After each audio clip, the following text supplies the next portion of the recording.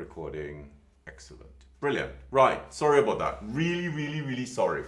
Okay. So, as I said, you know, a good 15 minutes ago, after all this nonsense, is so Tashi's here with me, and we're very good friends. We've been friends for a very long time, and you know, we used to be out on the clubbing scene together, and people would say to me, "Have you met Tashi Mannox, the Tibetan calligrapher?" And I was like, "No, no, no." And this went on for years, and then I was in a club, and somebody said, "Oh, this is Tashi," and I went, "Oh my gosh, the Tibetan calligrapher," and he went, "Oh gosh, Paul Antonio, the calligrapher." So we started chatting.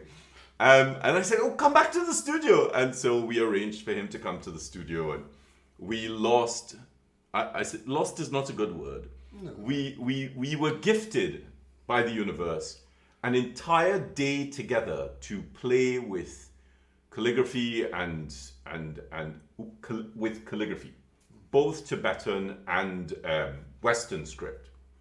And our friendship was immediate, and we had this. We were so lucky that we were able to connect, and we stayed friends. And so this was what, 15 years ago? Oh, easily, yeah.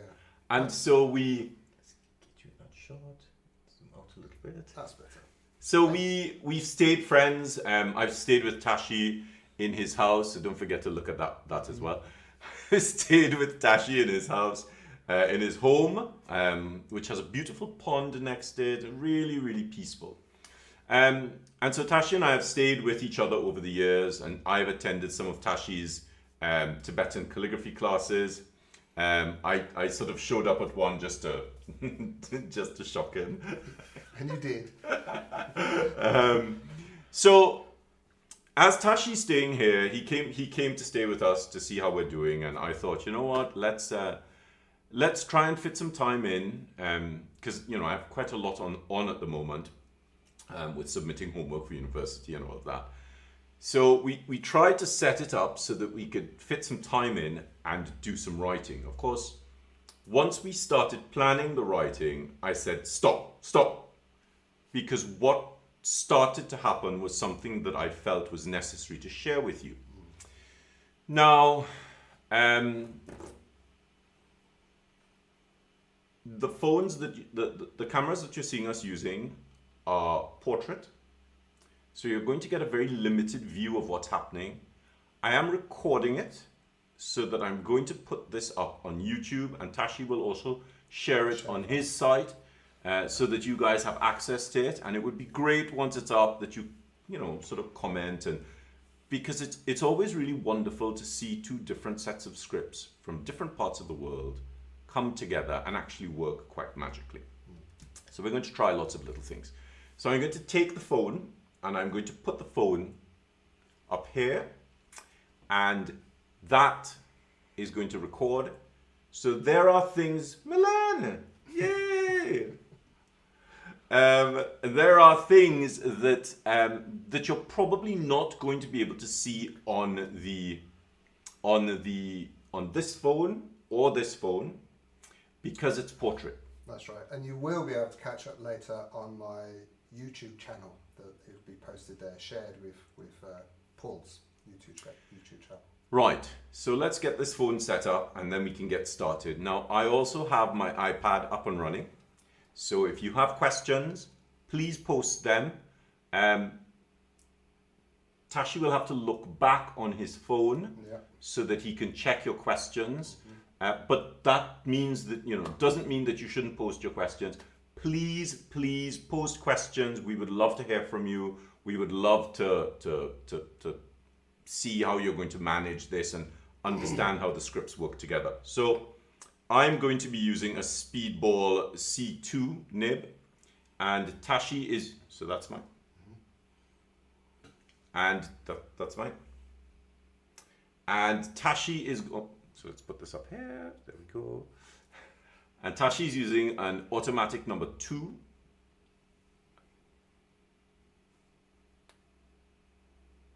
So they're essentially the same sort of size. Okay, let's grab this. And let's put this up here. Let's turn that around. Tashi, Daily Tashi. Let's put this here.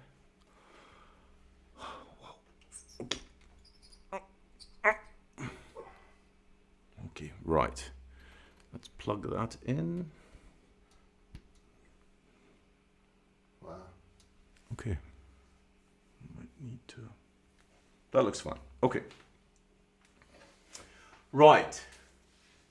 So I know it's a little bit upside down. I'll try and zoom in a little bit. There we go. Maybe zoom out. Do we have an invitation to go to Ladakh? Excellent. I would love to go to Ladakh.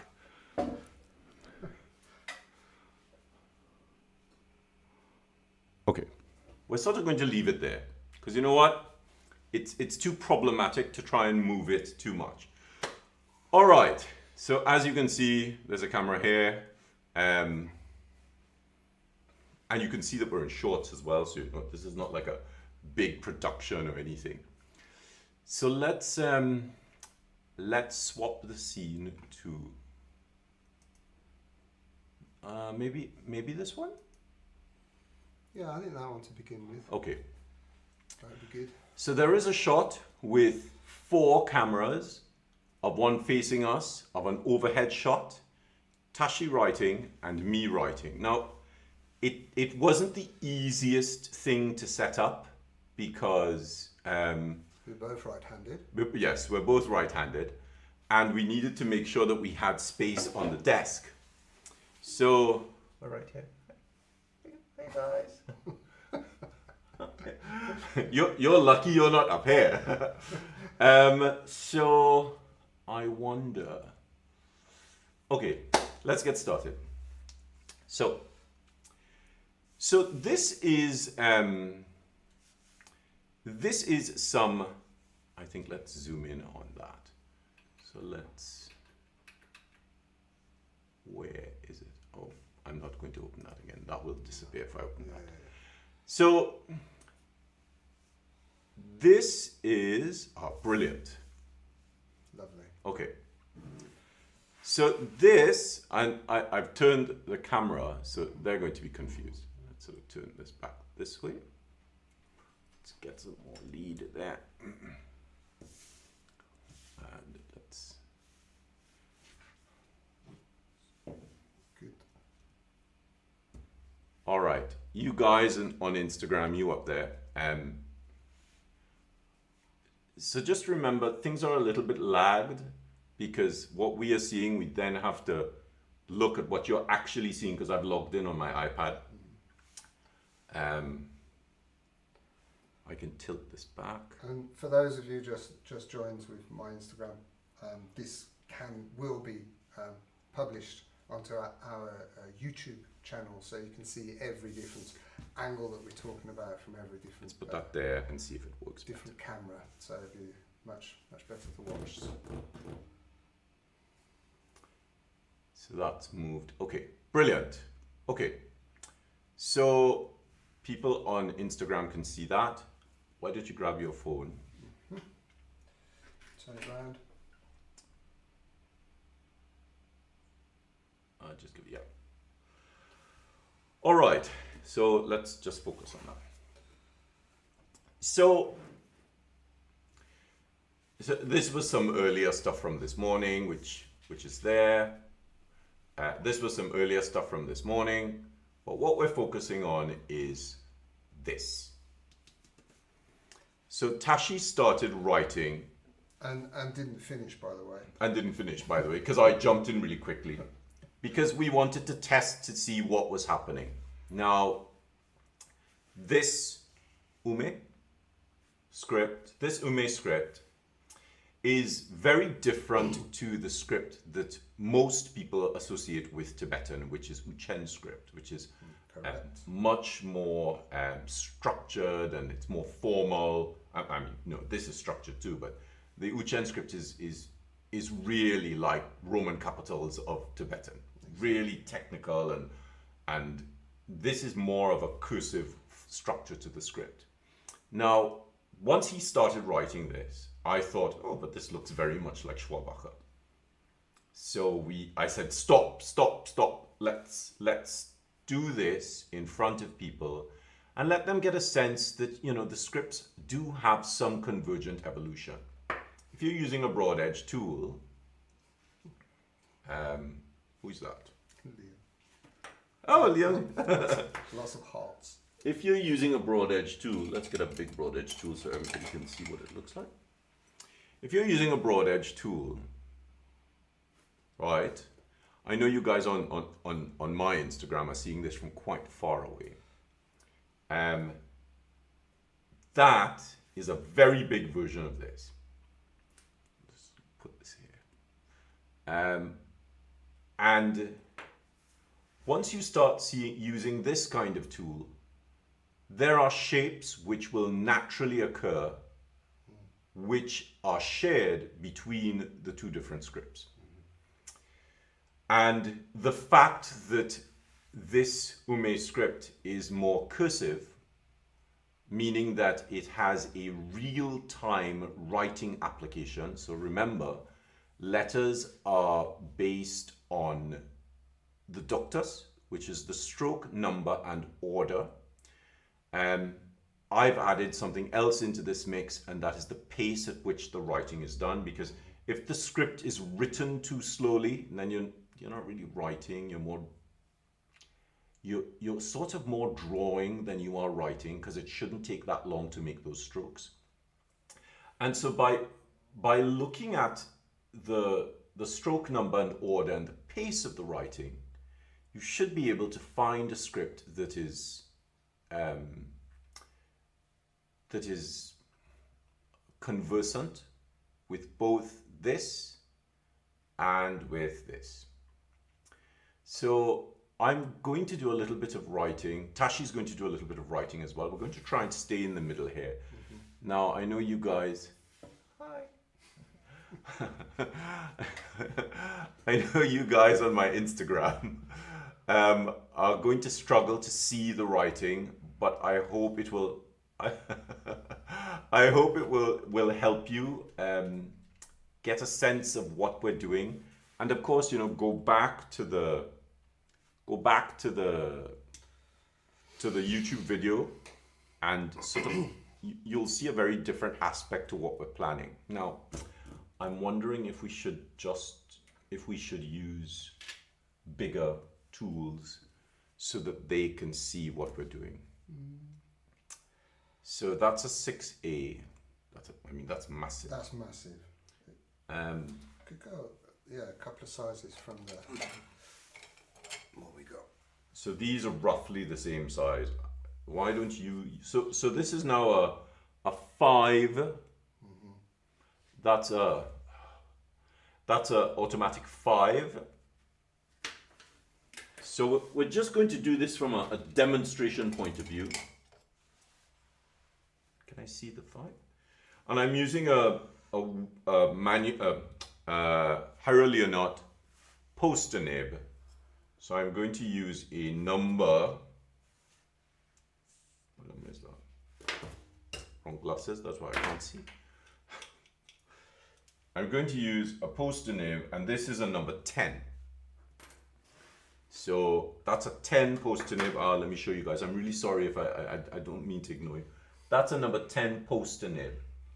Now that's different to an automatic because it's rounded at, let's see if we can get it on the t-shirt. It's rounded at the top, whereas the automatic is sharper.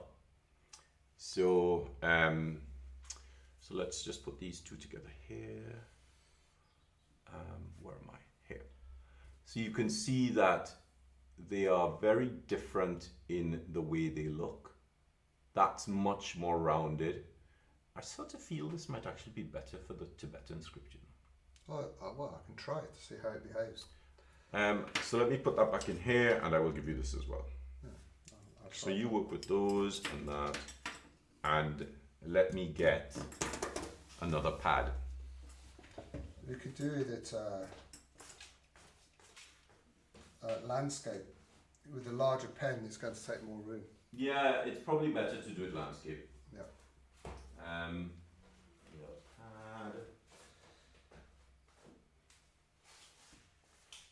There should be a pad under there. Maybe not.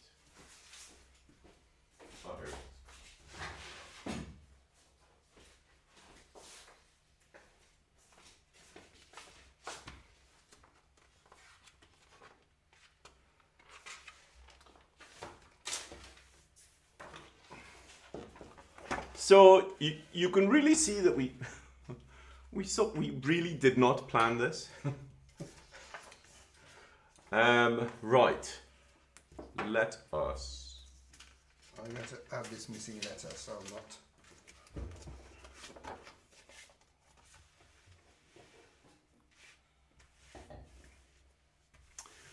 All right. So I can work here. Let's see where you are. We can just put that in the middle. We can put that there. Let's put that there so people can see it. We're just using some Pelican 4001 ink. You might need to come around a little bit. Oh, for this. So, check that as well. Yes. So of course, Schwabacher, like Fraktur, is a vertical script, so it needs to be written upright. So my page is at an angle. Let me see if I can zoom out. Can we? I think that's maximum. Yeah. Let's zoom this a little bit. Yeah. So you see my page is at an angle, so the desk is here. So what I'm going to do is I'm going to turn the chair at an angle, so that I can write at a perpendicular angle to the horizontal lines. Now, let's get this. So we're going to swap between these tools. Where is that? We can put this here, and that can go there. So of course, with Fraktur, this is not easy, is it? With Fraktur, there were a couple of questions. So just remember, if you have any questions, please put them in the chat. Oh my goodness, look how far back we have to go. I'm just checking this chat very quickly. Kestrel!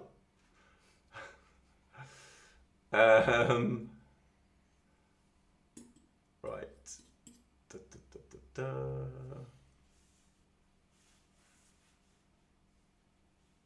Katrin, oh my gosh, so many people on, how wonderful.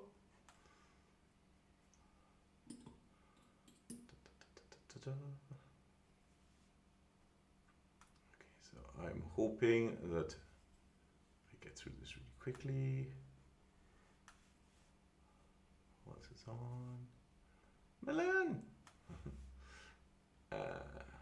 Rachel's on. Hi, Rachel. Oh, Roxana's on. Excellent. What a great bunch of people who are on. Fabulous.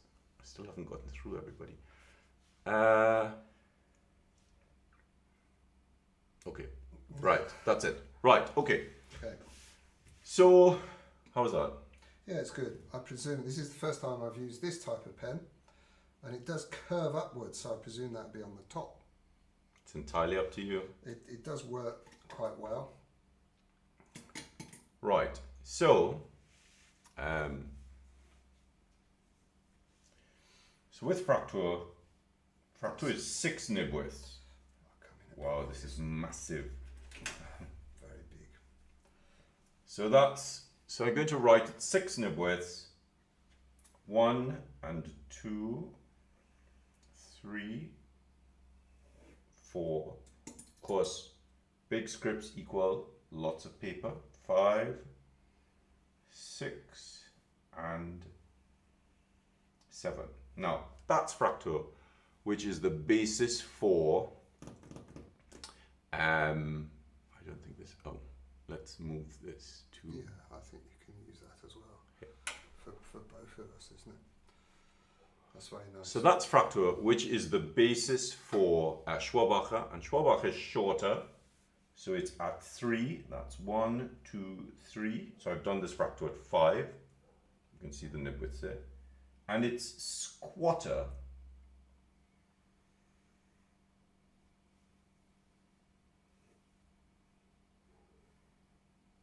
And immediately you start to see the similarities between the Ume script, these shapes, and the Schwabacher shapes.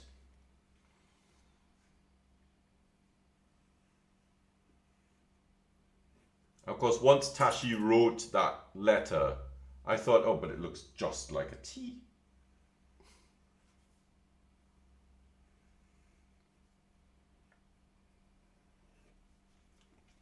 So immediately you can see that there's a confluence between these two scripts, some divergent, some convergent evolution. And from that kind of shape, you can start to extrapolate how the letters would work together. Remember to keep the phone portrait. Yes. No, I have. Right. So I'm going to write some Schwabacher whilst Tashi is doing some Ume script. I would prefer to write a little smaller because it really just devours paper. And ink. And ink, of which, you know, there is a lot. Put them up here. So let me take a couple sheets from you. We're using so this is you can have that. This is a London Graphic Centre pad, but I'm just about to use it up. And we're also using a Canson marker pad. I'll put that there. Let me put my glasses here. So I'm going to work larger so that you can see what I'm doing. I will work a little over here so that is out of the way of the right. Okay, so 3 nib widths, 1, 2, and 3. Let's do 5. So let's do it at 1 and 2. No, they can see it. Yep. Yeah. So I'm actually going to do it at 2 nib widths in height. Yeah, that's enough. Now, I've also flipped over the tool because sometimes you might want to use it. I'm still here with you guys, so you know I'm sometimes you might want to use it this way so you see the little teeth on the top, or you might want to use it this way because sometimes one way works better than the other.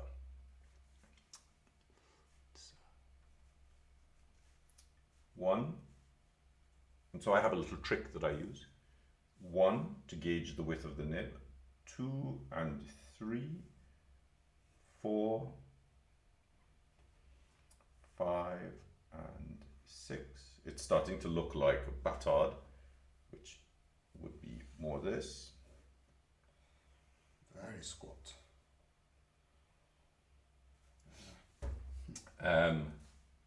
So I need to base the structure of the script on how I'm going to blend it with the Tibetan. I'm still here. How I'm going to blend it with the Tibetan. So I'm going to go down a size because we're not really going to write this piece this big. We are going to work a little bit smaller. 1, 2, 3.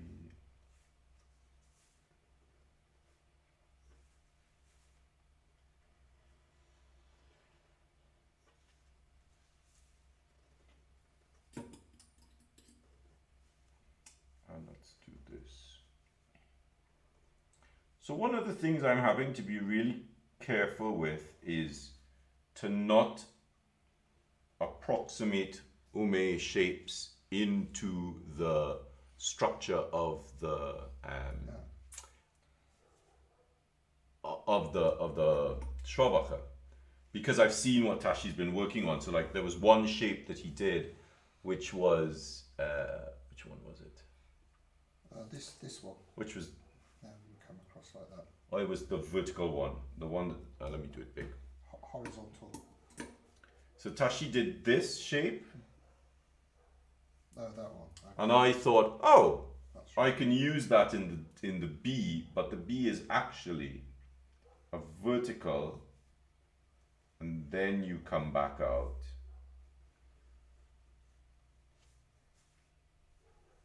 Like so. Oh, it really starts to look like what you're doing. There's a lot of overlap in the Uchen, in the Ume scripts. You might want to come down a little bit, so don't forget to check there as well. Oh, yes. So you can see here, there's an overlap here, which is this and this, whereas in Western script you generally get them touching at these corners. So little things like that help you to understand how the script can work together and how it might work. There's similarities in penmanship, isn't there, in mark making, but not all. I think for Uchen it's the most different. Yes. Very, very different. This touching does happen, but it depends on the script style. But you have this overlap. Yes, for this letter, na, I do. Yeah, definitely. They all start, as you see, these three letters here overlapping. So the first stroke would come down, and you see that, and then this one would follow. So there's definitely an overlap with a square angle on its left side. And so just as you did. So you'd end up with. Do you want this soft pencil? No, I was going to get a. I'll use this. So you end up with a triangular overlap, which is quite interesting because we tend to not use that overlap because it's so heavy. Yeah, it looks heavy. Yeah. Let me get some more paper.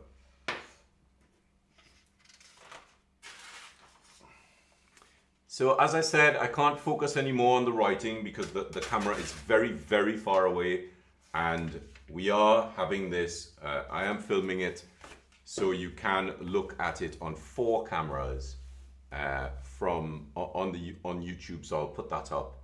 I'll put that up a little bit later on.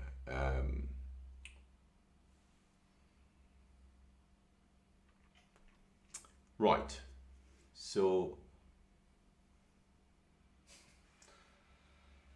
Interesting, the front-facing camera, Tashi is writing backwards. oh yes, of course, you have to turn that around. Oh, I see. Yes, I'm writing backwards. Why don't you stay there, Yeah. and I will. Good point, Luke. My writing cage is only meant for one person, right? Yeah, I've always wanted to write backwards. So Let me grab your camera. yeah. So we won't be able to see your questions once we flip this, but we can come back and look at it in a little bit.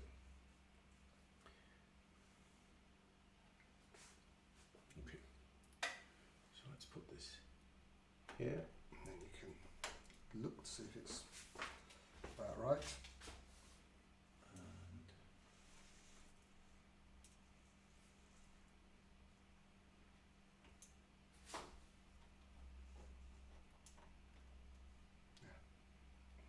Okay, so let's zoom out a little bit more. Excellent.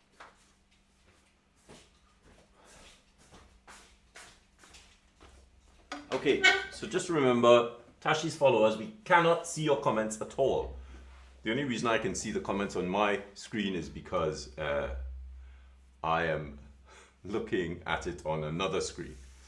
Right. So if you have any questions, by all means ask us, but we can't see Tashi's comments just yet. Okay, so let's look at some of the Schwabacher and see how it works within the context of the Ume script. So maybe we'll, yeah. So 1, 2, 3. A, so we have B, C,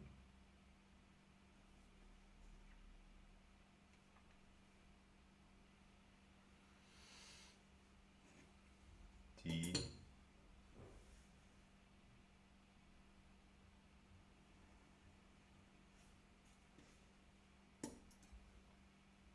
also have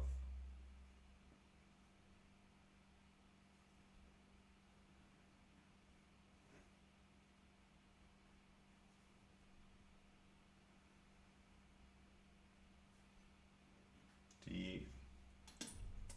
So now let's look at how they work together. So that looks like an O. So we could quite easily get 1, 2, 3, 4. So this is very much like semi-quadrata. Now we're not using silk in the bottles. That's generally something you find in Arabic. So you'd get this in semi-quadrata. Let's overlap it and see what will happen. 1, 1 and 2 and 3 and 4 and 5 and 6. So that would be your approximation. This paper's too smooth for this, for so much ink.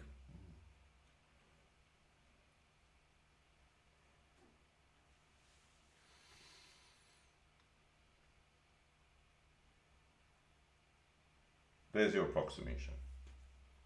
So I would probably not use this shape. I would probably go to this shape because it starts to work better as a sort of intermediate script. Let me grab this and let's do this.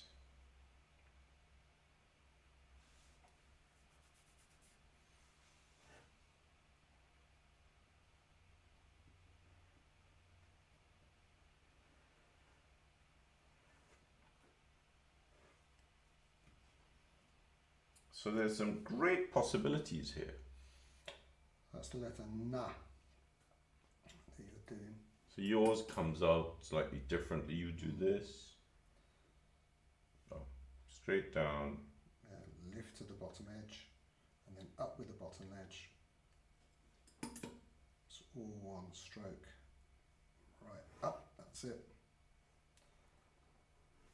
Yep. Yep. Straight down and then out and then in. It has a slight bend to it. Oh, that would be so much easier with a brush. All right, let me grab my phone back. So guys, just give me a second. Let's unplug this.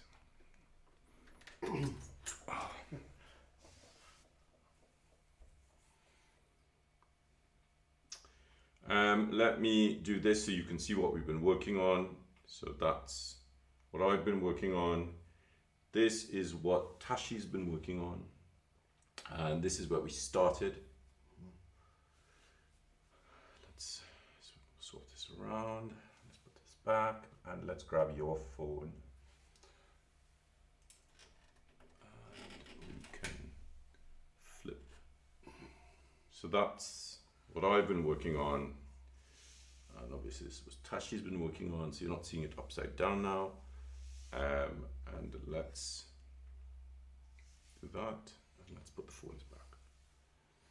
Okay, so is the blank space inside bigger with a bigger than a nib width? I think it varies. So if you let's see where you are at. Is that a question for both of us? Or? I think so, Roxanne. Is that a question for? Is that a question for? Who is that a question for, Roxanne?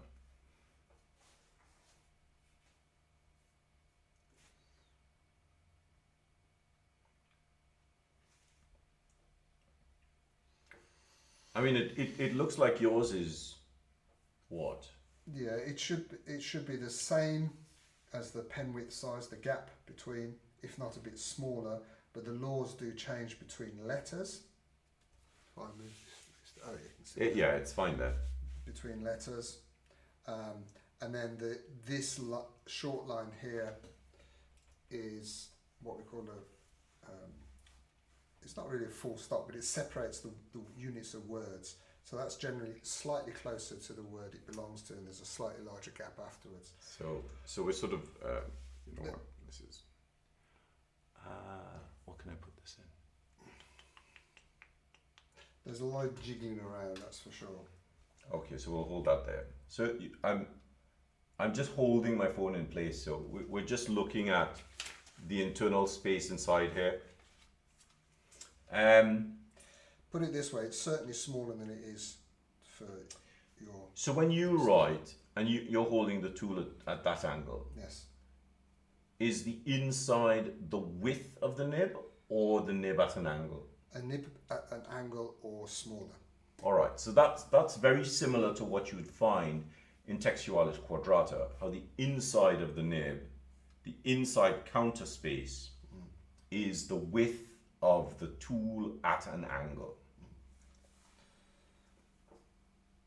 Yes.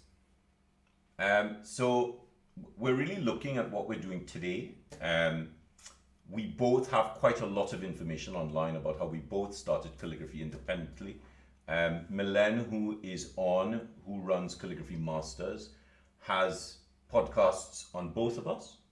I think not a podcast on me yet. He's got posts, but not.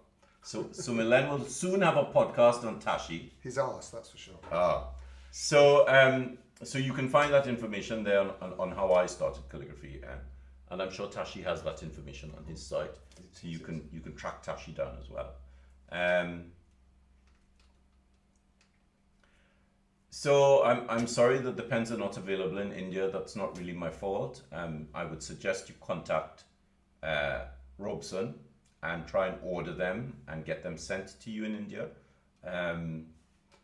There are Indian equivalents. Yes.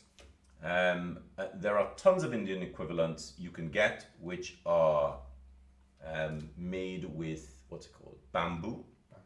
Yeah. Or you can get similar tools from Pratik Pen.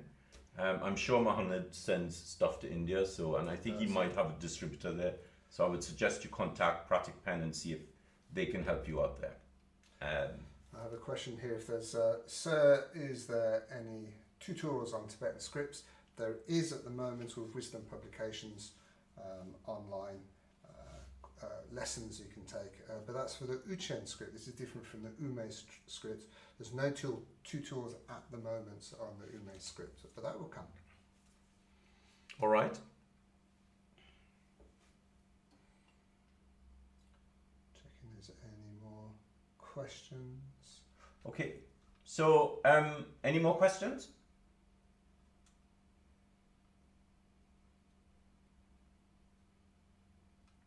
So the ink I'm using is, that we both just used, is the Pelikan 4001 ink. It comes in two different sizes. They're too high up for me to reach. Yeah. And if I do, then we'll probably knock it over. Yeah, lids on. So that's the Pelikan 4001. It's a great fountain pen ink. It has really good flow. I think how did you find the writing on that paper? Yeah, it's very clean. It's very crisp. The pen, especially this one here, really had a nice glide to it, and the ink dries nice and black. You know, it covers, for such a thin ink, it has a very good opacity. So that's a really great contrast, because I hated it. I really hated how the ink and the nib slipped across the surface of the page. I think because I write a lot lighter than you do. Yeah, I tend to be a bit heavier on the hand. I'm used to a much thicker paper, I have to say, which is more absorbent of the ink. And there's a slight knot to it, a slight texture to the paper. Yeah. So I tend to have to push in to overcome those textured. It's more of an aesthetic thing for a calligraphy piece when it's finished on a nice textured paper. But I think you're right, you need to be much lighter at hand on a smooth paper. Have a safe trip on your journey home from London. It's funny, we left London 14 months ago, and it's great to have Tashi come and visit all the way from the UK, which is brilliant. Which is the best script for a beginner? Okay, so are you asking about a Western script, or are you asking about a Tibetan script?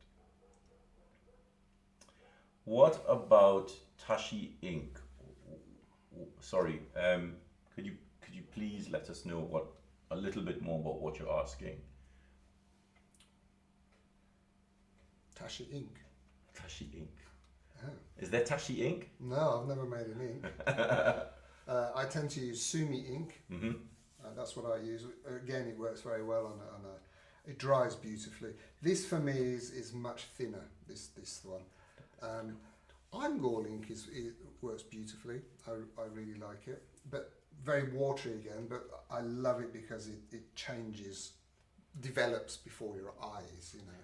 And so, of course, the problem with our Angor ink is, if you're using a small pointed nib, it's quite corrosive on metal nibs. So if the nibs are thin, you will destroy the ability for the tool to write really fine, sharp lines. Western script. So I tend to start beginners off either on my version of italic, which is an upright italic, which is really simplistic, very easy to get into because it doesn't work with angles. I always start with pencils and then I move on to the broad edge nib. I also start students off on textualis, which is the basis of this script. So this is Fraktur and Schwabacher. And if you are interested in broad edge nib work, that's the best way to start because there are no twists. It's a very simple script. Pointed pen scripts, I tend not to start students off on them because I think the tool is quite difficult to work with, and it can be quite frustrating. Okay, so I hope that's answered your questions. I have a question here. What inspired me, I suppose me, to learn Tibetan script, and what's his name?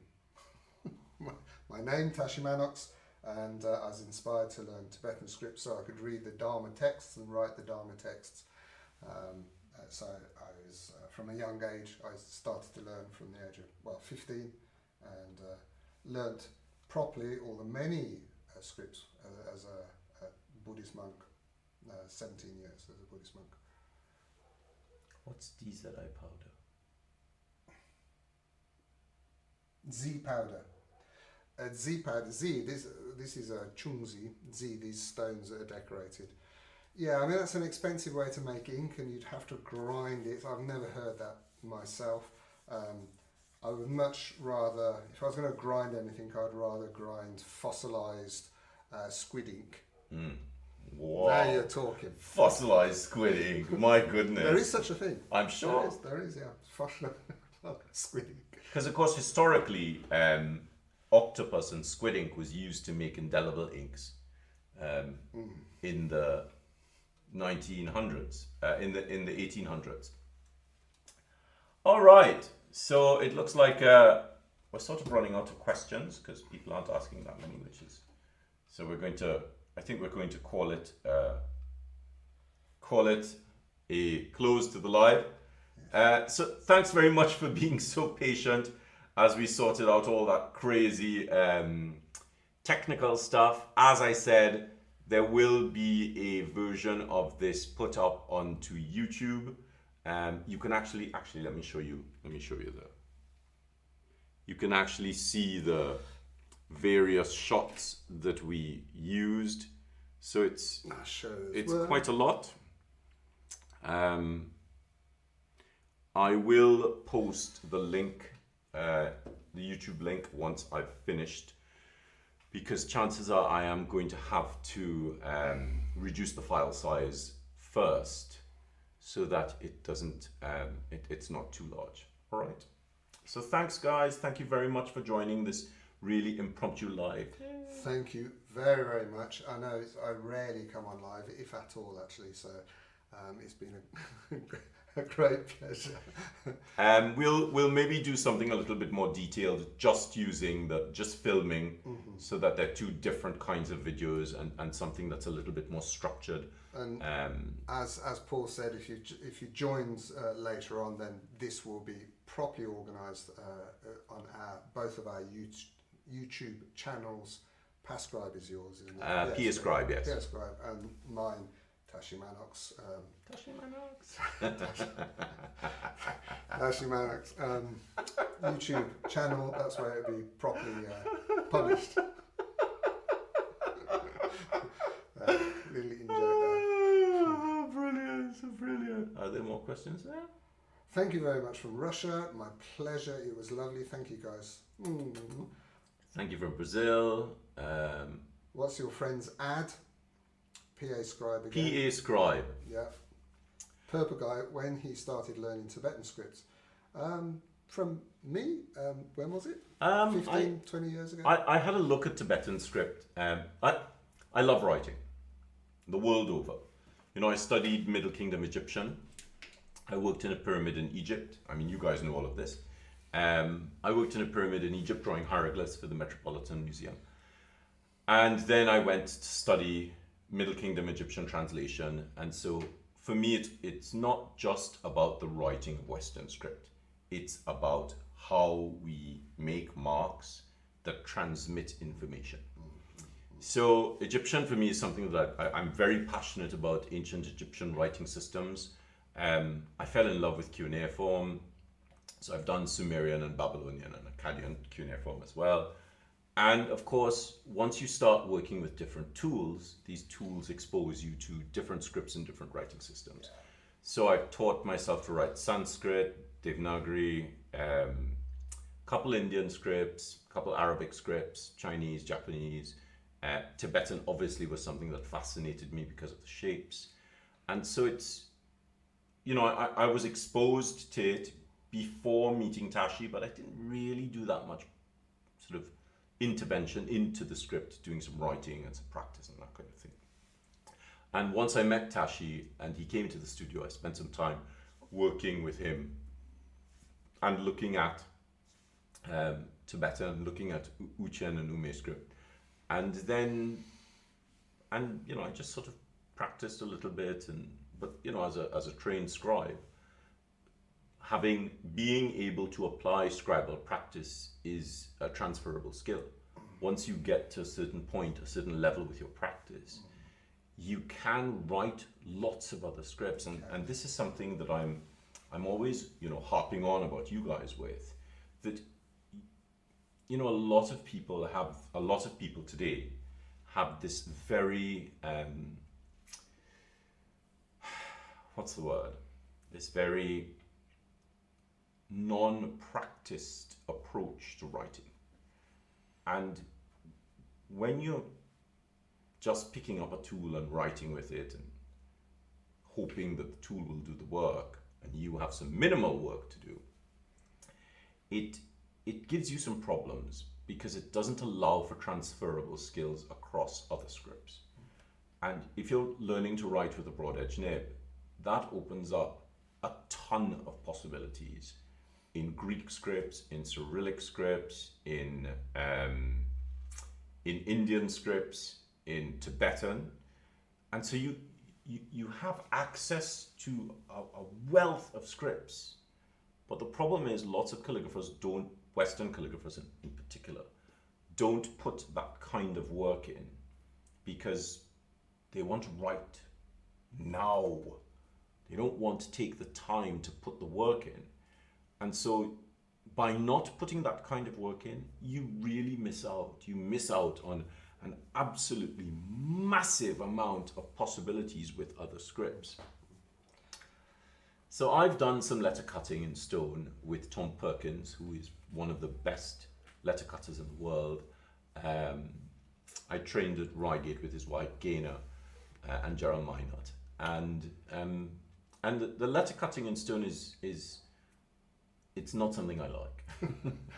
It's too noisy, it's hard too work. messy, Yeah. the chisel gets cold, the stone is heavy, you're outdoors. I like the comfort and warmth of my studio, thank you very much. I've not carved in stone, but I've had my calligraphy mantra especially carved many times in stone. In fact, I've not told you, in south of Portugal where we are now, down in the beautiful national park end, there are whole boulders in one particular area which are carved with my mantras. It's carved by somebody. You have to go and visit. I would love to go They're and very see. deeply carved and really beautiful. Of course, there's a tradition in Tibet Yes. of carving many mantras on stones and things like that. Also in Bhutan, I have some of my work carved, set in stone, you could say, in Bhutan. But yeah, really lovely medium, but not for my hands. We have much. I think if you were hammering, you know, with a hammer and chisel, you would have the shapes. You wouldn't be able to write finely after that. Lots of calligraphers do letter cutting and they love it. But quite a lot of calligraphers who try letter cutting don't. I personally, I tried it.